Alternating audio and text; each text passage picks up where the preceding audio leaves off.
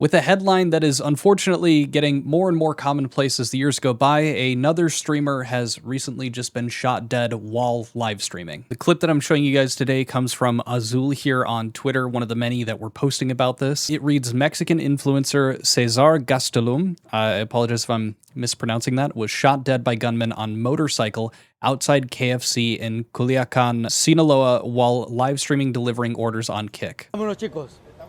No, la moto, la moto. No, oiga, me sentí bien mal, oiga. No, esos chavos me han miedo.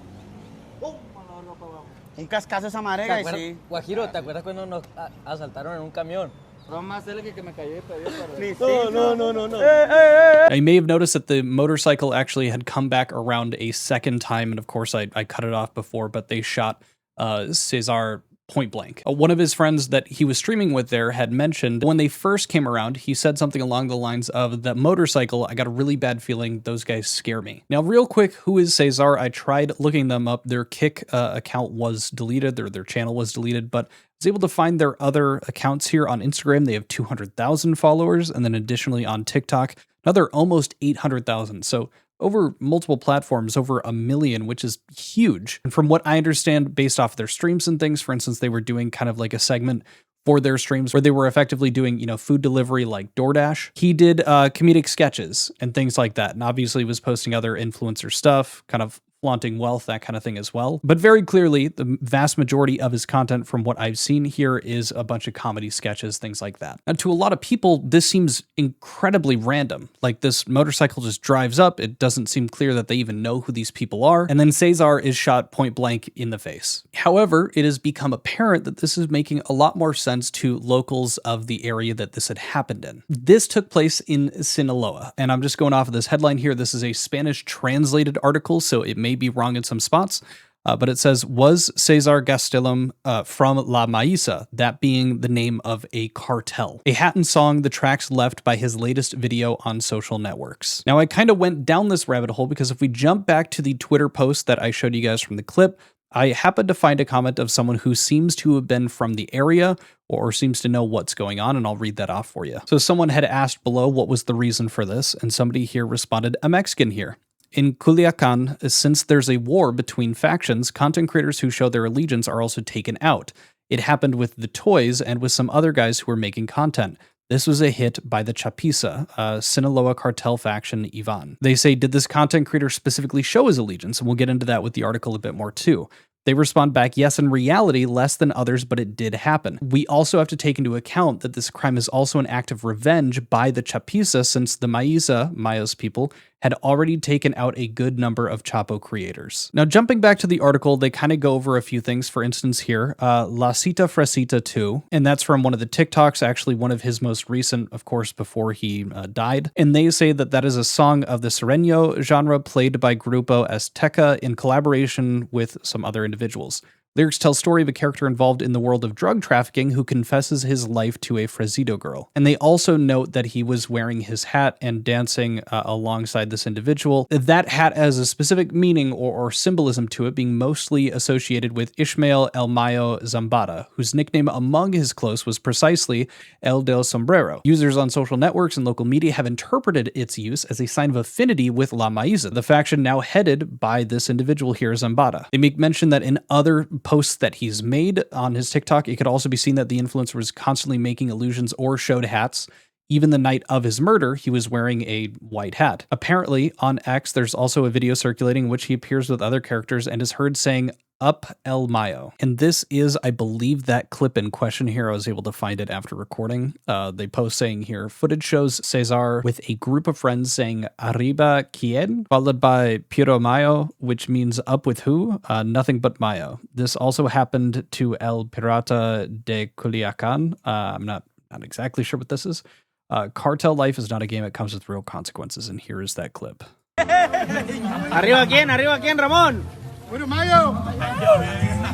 Now, in tandem with this assumption that he was probably affiliated with El Maízo here, they also mentioned that in the Sinaloa area, here at the very bottom of this article, with his death, they add at least 10 content creators executed in Sinaloa since the dispute between Los Chapitos. They call it Los Chapitos in this article. Maybe it's just a translation issue, but I'm assuming it's the same that is being referenced on the Twitter post that I read earlier. But for the sake of this, since the dispute between Los Chapitos and La Maíza began, these individuals here have been killed. And it finishes off with the dispute between factions has left about 3,000 homicides in Sinaloa in more than a year and a half. Now, there was a piece of this that I didn't necessarily cover a ton, and that is because I thought maybe it was translated a bit poorly, but this is in reference to a friend of Cesar's, his friendship with Gordo Perucci, or Perusi, associated with Los Chapitos. What is documented is Gasolim's friendship with Leovardo Aspiro, or El Gordo Perucci, an influencer killed on December 9th, 2024, south of Culiacan. Aspero appeared in flying drug companies launched by planes in January 2025, in which 25 artists and influencers were pointed out to have links with Los Chapitos. Now, there is a Twitter post kind of going over this and giving a bit of extra context here.